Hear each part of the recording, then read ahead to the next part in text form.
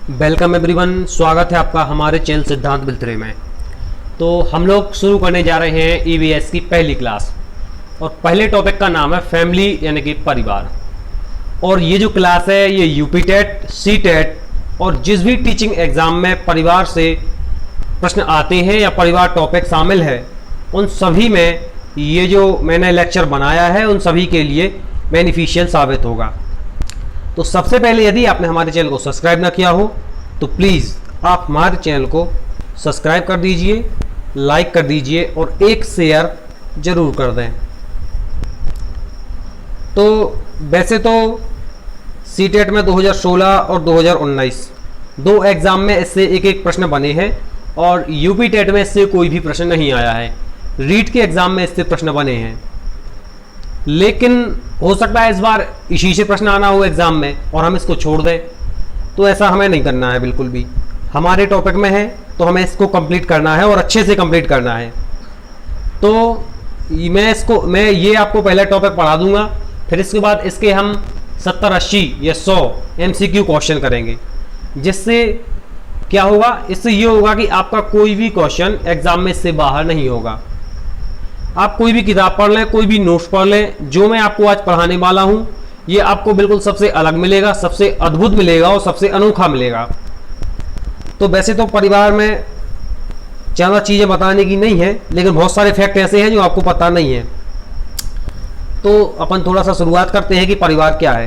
परिवार सामाजिक संगठनों में सबसे महत्वपूर्ण समूह है। समाज में जितने भी संगठन हैं उसमें सबसे महत्वपूर्ण समूह है परिवार। बालक परिवार में ही जन्म लेता है और परिवार में ही शिक्षा और दीक्षा उसकी, मतलब सबसे पहले जो बालक शिक्षा ग्रहण करता है वो परिवार में ही करता है। अनौपचारिक रूप से अपने माता पिता से शिक्षा ग्रहण करता है। उसका जो प्रथम पाठशाला है वो परिवार ही है और प्रथम जो गुरु है बालक की वो माता है। इसके बाद परिवार में ही उसका पालन पोषण होता है, परिवार में ही उसका पालन पोषण होता है और परिवार ही उसे एक सामाजिक प्राणी बनाता है। परिवार ही उसे एक सामाजिक प्राणी बनाता है। तो अब मैं आपसे एक प्रश्न पूछूंगा कि किसने कहा है कि मनुष्य एक सामाजिक प्राणी है। आपको बताना है कि किसने कहा कि मनुष्य एक सामाजिक प्राणी है। आप कमेंट में इसका आंसर दें। यदि जो बंदा इसका आंसर देता है तो मैं समझ जाऊंगा कि वो कितना, उसकी पढ़ाई का लेवल कितना है, उसकी तैयारी कितनी अच्छी है। तो आप जरूर कमेंट करें कि मनुष्य एक सामाजिक प्राणी है। मैंने सोशलाइजेशन वाले टॉपिक में CDP में आपको पढ़ाया है कि ये किसने बताया है कि मनुष्य एक सामाजिक प्राणी है। अगला है कि परिवार की क्या विशेषताएं होती हैं। वैसे हम सब लोग परिवार में रहते हैं, कोई एकल परिवार में रहता है, कोई संयुक्त परिवार में रहता है। तो हम सभी परिवार की विशेषताएं जानते हैं, इसमें ज़्यादा कुछ पढ़ने का है नहीं, इसलिए मैं आपको थोड़ा थोड़ा बता देता हूँ। सबसे पहले परिवार की पहली विशेषता है कि विवाह। परिवार में विवाह संपन्न होना जरूरी है, उसके पहले परिवार की कल्पना नहीं की जा सकती। तो विवाह और यौन संबंध ये परिवार की विशेषताएं हैं। दूसरा, नामकरण प्रणाली। हमारा जो नाम है वो हमें परिवार से ही मिलता है। तो नामकरण की जो प्रणाली है वो परिवार से ही मानी जाती है कि परिवार वाले ही हमारा नाम रखते हैं। तो नामकरण की प्रणाली, विवाह एवं यौन संबंध, ये सारी जो चीज़ें हैं ये परिवार से ही संबंधित हैं, परिवार की ही विशेषताएं हैं। अगला है सामान्य आवास। रहने के लिए जो सामान्य आवास है, सामान्य निवास है, वो परिवार है। परिवार के लोग आपस में मिलजुल कर रहते हैं, तो सामान्य निवास होता है परिवार में ही। अगला, उत्तरदायित्व की भावना। हर व्यक्ति में रिस्पॉन्सिबिलिटीज़ होती हैं, सब लोग रिस्पॉन्सिबिलिटी निभाते हैं परिवार में। किसी की कोई रिस्पॉन्सिबिलिटी होती है, किसी की कोई। महिलाओं की ज़्यादातर हमने देखा है कि घर के कामों में को करने की रिस्पॉन्सिबिलिटी होती है और घर के जो पुरुष होते हैं, पुरुष वर्ग होता है, वो घर के बाहर भी काम करते हैं। तो सबके अलग अलग उत्तरदायित्व होते हैं। ये परिवार की विशेषताएं हैं। और भी विशेषताएं हैं लेकिन इतनी ही इंपॉर्टेंट है, बाकी से ज़्यादा नहीं आती। तो क्वेश्चन बन सकता है कि इनमें से कौन सी परिवार की विशेषता नहीं है, और 4 परिवार की विशेषताएं दे देंगे, 3 दे देंगे, 1 नहीं देंगे, तो आपको उसमें से अलग करना पड़ेगा। आपको पता होगा कि परिवार 2 प्रकार के होते हैं, एक होता है एकल परिवार, एक होता है संयुक्त परिवार। एकल परिवार को कहते हैं न्यूक्लियर फैमिली और संयुक्त परिवार को कहते हैं जॉइंट फैमिली। एकल परिवार का मतलब होता है जिसमें माता पिता और उसके बच्चे रहते हों, जिसमें माता पिता और उसके बच्चे एक भी हो सकते, 2 भी हो सकते, 4 भी हो सकते, उसके कितने भी बच्चे हो सकते। तो माता पिता और उसके बच्चे ये जिसमें रहते हो वो होता है एकल परिवार।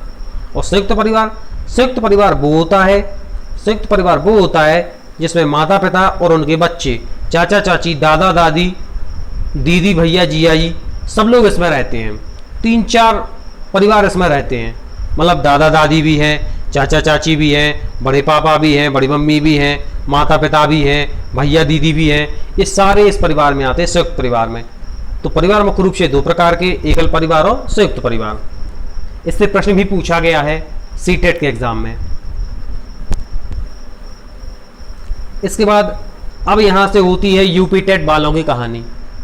ये जो है यदि सीटेट का प्रश्न पत्र यदि कठिन बनता है तो ये फैक्ट दिए जाएंगे उसमें, और यूपी टेट में तो ये सबसे ज़्यादा इंपॉर्टेंट है यूपी टेट की दृष्टि से।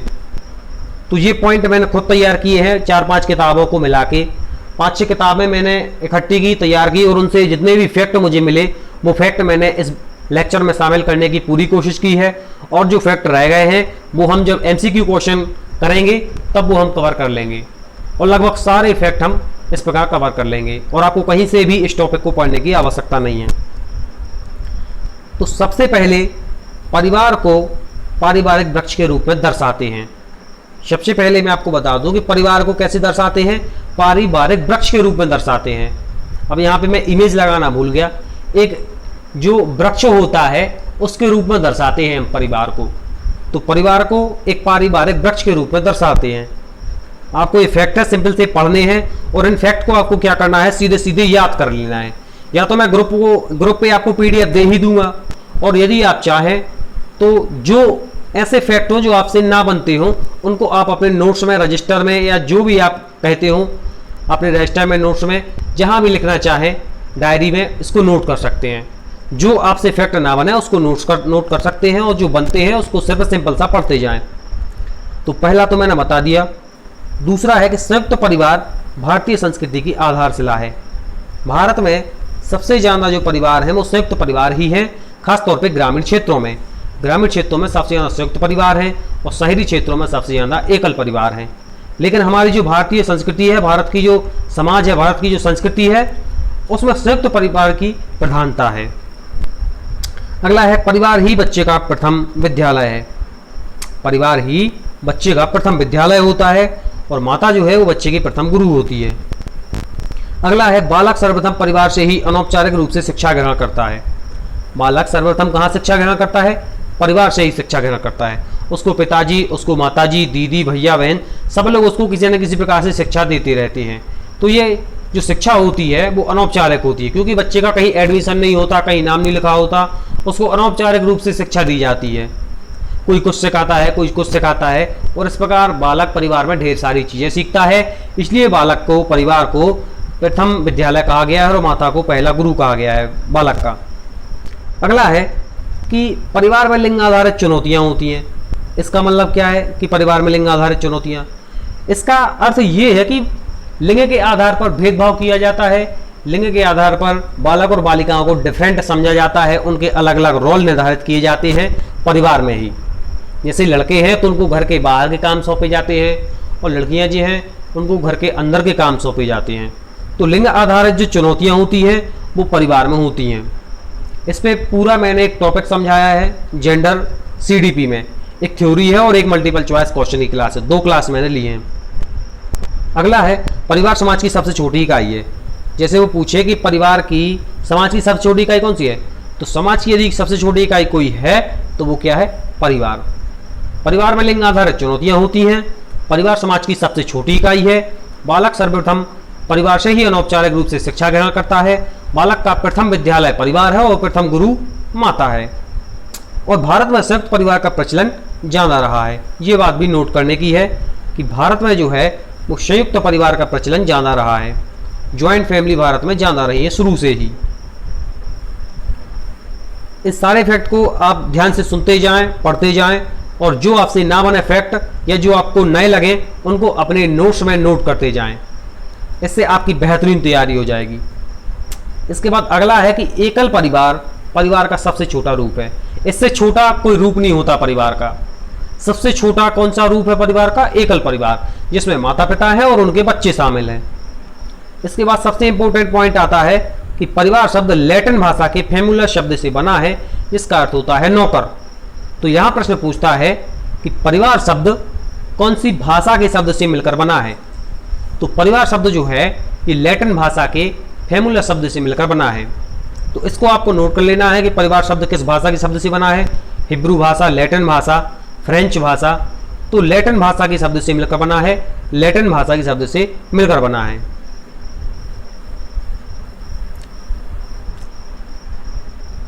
इसके बाद अगला है कि शारदा एक्ट। शारदा एक्ट 1929 लागू कब हुआ? 1 अप्रैल 1930 को लागू हुआ शारदा एक्ट 1929 1 अप्रैल 1930 को लागू हुआ। और किसने बनाया? हरविलास शारदा ने यह एक्ट बनाया। शारदा एक्ट 1929 1 अप्रैल 1930 को लागू हुआ और हरविलास शारदा ने यह एक्ट बनाया। इसके बाद अगला है 2006 में शारदा एक्ट को समाप्त कर दिया गया और नया कानून बनाया गया। 2006 में शारदा एक्ट को समाप्त कर दिया गया। जो शारदा एक्ट 1929 में बना था, 1 अप्रैल 1930 को लागू हुआ था और हरविलास शारदा ने इसको बनाया था। अब वो 2006 में समाप्त कर दिया गया और उसके स्थान पर एक नया कानून बना जिसका नाम क्या रखा गया? बाल विवाह निषेध अधिनियम 2006। शारदा एक्ट 2006 में समाप्त कर दिया गया और उसके बदले में एक नया कानून बनाया गया जिसका नाम रखा गया बाल विवाह निषेध अधिनियम 2006। इसके बाद अगला फैक्ट है कि अक्षय तृतीया या आखा तीज को सबसे ज़्यादा जो बाल विवाह होते हैं वो राजस्थान में होते हैं। तो अक्षय तृतीया और आखा तीज को, अक्षय तृतीया या आखा तीज को सबसे ज़्यादा बाल विवाह कहाँ होते हैं? तो राजस्थान में संपन्न होते हैं। इसके बाद अगला फैक्ट है कि यूनिसेफ की रिपोर्ट के आधार पर, अब यूनिसेफ की रिपोर्ट क्या कहती है, आइए हम देखते हैं कि यूनिसेफ की रिपोर्ट क्या कहती है कि सर्वाधिक बाल विवाह भारत में सर्वाधिक बाल विवाह किस राज्य में होते हैं? तो बिहार राज्य में सर्वाधिक बाल विवाह होते हैं। बिहार राज्य में सर्वाधिक बाल विवाह होते हैं और सबसे कम बाल विवाह कहाँ होते हैं? तो हिमाचल प्रदेश में सबसे कम बाल विवाह होते हैं और सबसे ज़्यादा बाल विवाह बिहार में होते हैं। तो यूनिसेफ की रिपोर्ट के आधार पर सबसे ज़्यादा बाल विवाह बिहार में होते हैं और सबसे कम बाल विवाह हिमाचल प्रदेश में होते हैं। ये फैक्ट है, इनको हमें कट टू कट याद करना है और यहीं से ही चीज़ें बन जाएंगी आपके एग्जाम में। इसके बाद अगला है कि अनुच्छेद 24 के अनुसार 14 वर्ष से कम आयु के बच्चों से कार्य करवाना निषेध है या गैर कानूनी है? 14 वर्ष से कम आयु के बच्चों से कार्य करवाना निषेध है। कौन से अनुच्छेद के अनुसार? अनुच्छेद 24 के अनुसार। अनुच्छेद 24 के अनुसार 14 वर्ष से कम आयु के बच्चों से कार्य करवाना निषेध है। यूनिसेफ का गठन कब हुआ? यूनिसेफ का जो गठन है वो 11 दिसंबर 1946 को हुआ। यूनिसेफ का जो गठन है वो 11 दिसंबर 1946 को हुआ। मुख्यालय न्यूयॉर्क अमेरिका में है। यूनिसेफ का मुख्य कार्य है बच्चों की शिक्षा, बच्चों को मिलने वाले भोजन और बच्चों के स्वास्थ्य संबंधी सुरक्षा प्रदान करना। बच्चों की शिक्षा, बच्चों को मिलने वाले भोजन और बच्चों के स्वास्थ्य की रक्षा करना। जैसे यूनिसेफ ने अभी लेटेस्ट, मैंने शायद कल या परसों के न्यूज़पेपर में पढ़ा था, दैनिक भास्कर में, कि यूनिसेफ ने मध्य प्रदेश के बताया है कि मध्य प्रदेश में कम से कम 60 से 70 हज़ार स्कूली शिक्षकों की जरूरत है और 20 से 25 हज़ार स्कूल ऐसे हैं जो एक शिक्षक के भरोसे हैं। ये यूनिसेफ ने बताया है। उसके बाद शिक्षा मंत्री जो मध्य प्रदेश के हैं उन्होंने प्रतिक्रिया दी थी कि हाँ कुछ ऐसे स्कूल हैं, लेकिन फिर भी उन्होंने ठीक तरीके से इसको नहीं माना है। लेकिन यूनिसेफ ने जो सही आंकड़े थे वो बताए थे कि 60,000 स्कूल ऐसे हैं जो जिसको शिक्षक की ज़रूरत है और 20 से 30,000 स्कूल ऐसे हैं जो एक शिक्षक के भरोसे हैं और बहुत सारे स्कूल ऐसे हैं जो शालाविहीन हैं, जिसमें कोई भी शिक्षक नहीं है। तो शिक्षा मंत्री ने यह बताया कि हमारे जो स्कूल हैं उनमें वास्तविकता में टीचर की कमी है और उनको अतिथि शिक्षक के माध्यम से चलाया जा रहा है और जल्द ही भर्ती की जाएगी, ये बताया है। तो अनुच्छेद 24 के अनुसार 14 वर्ष से कम आयु के बच्चों से कार्य करवाना निषेध है। यूनिसेफ का गठन 11 दिसंबर 1946 को हुआ। इसका मुख्यालय न्यूयॉर्क में है। यूनिसेफ का कार्य क्या है ये आप नोट कर लें, मैं लिखना भूल गया। यूनिसेफ का कार्य है बच्चों के भोजन संबंधी, बच्चों के स्वास्थ्य संबंधी और बच्चों की शिक्षा संबंधी जानकारी प्रदान करना और उनकी सुरक्षा करना। अगला है कि भारत में लड़के और लड़कियों की विवाह की उम्र क्या है? तो भारत में लड़के और लड़कियों की विवाह की उम्र 21 व 18 वर्ष है। लड़कों की शादी 21 वर्ष में होगी और लड़कियों की 18 वर्ष में होगी। यदि इससे कम में होती है या कोई करवाता है तो उस पर कानूनी कार्रवाई की जाएगी। तो भारत में लड़के व लड़कियों की विवाह की न्यूनतम आयु 21 व 18 वर्ष है। ये जो क्वेश्चन है वो एक किसी एग्जाम में आया हुआ है, जब मैं ऑब्जेक्टिव कराऊंगा तो उसमें फिर आपको बताऊंगा। भारत में बाल विवाह है, भारत में बाल विवाह निषेध अधिनियम कब पारित हुआ? तो 2006 में पारित हुआ।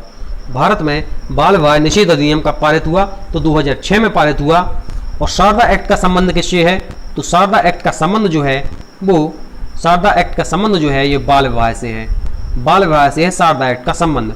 तो क्वेश्चन आता है कि शारदा एक्ट का संबंध किससे है? तो बाल विवाह से है शारदा एक्ट का संबंध। अगला है बाल विवाह, दहेज प्रथा और बाल श्रम। कौन सा? बाल विवाह, दहेज प्रथा और बाल श्रम, ये सभी क्या हैं? ये सामाजिक बुराइयां हैं, सोशल इविल्स हैं। तो बाल विवाह मतलब छोटी उम्र में शादी कर देना, बाल विवाह।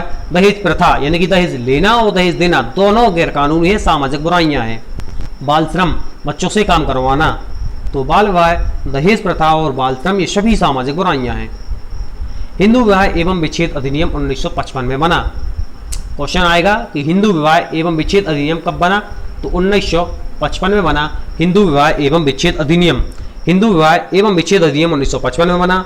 बाल विवाह, दहेज प्रथा और बाल श्रम ये सभी सामाजिक बुराइयां हैं। हिंदू उत्तराधिकार अधिनियम 1956 में बना। हिंदू उत्तराधिकार अधिनियम कब बना? हिंदू उत्तराधिकार अधिनियम 1956 में बना। हिंदू विवाह एवं विच्छेद अधिनियम 1955 में बना। अगला है बाल श्रम निषेध अधिनियम। बाल श्रम निषेध अधिनियम 1986 में पारित हुआ। 1986 में बाल श्रम निषेध अधिनियम पारित किया गया। ये सारे फैक्ट मैंने 5 किताबों से तैयार किए हैं, जो मैंने अपने खुद के नोट्स बनाए थे उनको मैंने यहाँ शामिल किया है। आपको कोई भी दूसरी किताब लेने की जरूरत नहीं है। हाँ, मैंने थोड़ा सा टॉपिक को छोड़ा है, तो वो छोड़ा कौन सा है कि एकल परिवार के कौन से गुण अच्छे होते हैं और कौन से गुण खराब होते हैं। एकल परिवार में कौन सी कमियां हैं, कौन सी अच्छाइयां हैं। संयुक्त परिवार में कौन सी कमियां हैं और कौन सी अच्छाइयां हैं। तो आप एकल परिवार भी आपने देखे हैं, संयुक्त परिवार भी आपने देखे हैं। तो इसको पढ़ाने में मुझे नहीं लगता कि मुझे ज़्यादा मेहनत करनी थी, इसलिए मैंने थोड़ा सा उसको छोड़ दिया है। बाकी यदि आप चाहें तो कोई भी आप जो किताब हो आपके पास, या आप मुझसे कहेंगे तो मैं नोट्स भी आपको दे दूंगा उसके। बाकी ये सारी चीज़ें आपको पता है, कक्षा 3 का सिलेबस है ये परिवार का। कक्षा 3 में ये चीज़ें डिस्कस करी गई हैं और आप तो कक्षा 12 पास है और D.Ed भी, B.Ed जो भी डिप्लोमा आपने किया है, तो आपको इतना तो नॉलेज होना चाहिए। इसलिए मैंने उन छोटी चीज़ों को शामिल नहीं किया, मैंने सीधे फैक्ट शामिल किए, क्योंकि ये फैक्ट आपको पता नहीं हो सकते। इसलिए आप फैक्ट को अच्छे से पढ़ लें, याद कर लें इनको 3 से 4 बार, और अपने नोट्स में इसको लिख भी लें, ताकि बाद में जब आप रिवीजन करें तो आपसे ये फैक्ट बने और एग्जाम में जब आएँ तो फटाक से आप इसको टिक कर दें।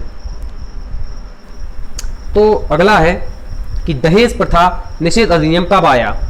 दहेज प्रथा निषेध अधिनियम 1961 में पारित हुआ।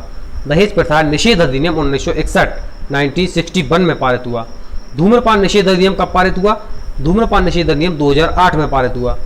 धूम्रपान निषेध अधिनियम जो है ये 2008 में पारित हुआ। दहेज प्रथा निषेध अधिनियम 1961 में आया। धूम्रपान निषेध अधिनियम 2008 में पारित हुआ। तो ये लगभग हमने सारे फैक्ट कंप्लीट कर लिए हैं, और ये PDF मैं आपको ग्रुप पे शेयर कर दूंगा। और ये सारे फैक्ट आपके काम के हैं, यूपी टेट सी टेट दोनों के लिए हैं। सी टेट वाले थोड़ा सा ये करें कि परिवार से संबंधित थोड़ी सी और जानकारी इकट्ठी करें। परिवार के क्या गुण हैं, परिवार के क्या दोष हैं, एकल परिवार के क्या गुण हैं, क्या दोष हैं। जैसे एकल परिवार में स्वार्थ की भावना का विकास होता है, ये दोष है। एकल परिवार में एकाकीपन की भावना का विकास होता है, ये दोष है। लेकिन एकल परिवार में बच्चों की जो पर्सनालिटी है वो बहुत अच्छी तरीके से विकसित होती है। एकल परिवार के बच्चों का पालन पोषण बहुत अच्छी तरीके से होता है, क्योंकि 1 या 2 बच्चे ही रहते हैं, माता पिता कमाने वाले होते हैं। और एकल परिवार जो है वो सुखी परिवार भी होता है। और संयुक्त परिवार जो है उसमें बच्चों को पर्सनालिटी के डेवलपमेंट के अवसर नहीं मिलते, क्योंकि बहुत सारे बच्चे होते हैं, तो किस किस की पर्सनालिटी को डेवलपमेंट करें, किस किस को अच्छी शिक्षा दिलाएं, किस किस को अच्छा पोषण दिलाएं। ये सारी चीज़ें हैं, आपको पता है। और यदि नहीं पता है तो कोई एक बुक जो आपके पास होगी उसमें से इनको पता कर लें। 2-4 अच्छाइयाँ हैं, 2-4 बुराइयाँ हैं संयुक्त परिवार की, ऐसे ही एकल परिवार की, बस। और लगभग सारा टॉपिक आपका मैंने कंप्लीट करा दिया है। अब जो फैक्ट आपके रह जाते हैं या जो भी क्वेश्चन आपके रह जाते हैं वो लगभग 60 से 70 या 100 क्वेश्चन तक हम इस चैप्टर के लास्ट में प्रैक्टिस सेट लाएंगे। 3 प्रैक्टिस सेट रहेंगे, फर्स्ट, सेकंड, थर्ड। उसमें आपका ये पूरा टॉपिक कंप्लीट हो जाएगा और चीज़ें इससे बाहर बिल्कुल भी नहीं होंगी। और यदि होती है तो आप एग्जाम के बाद मिला लेना।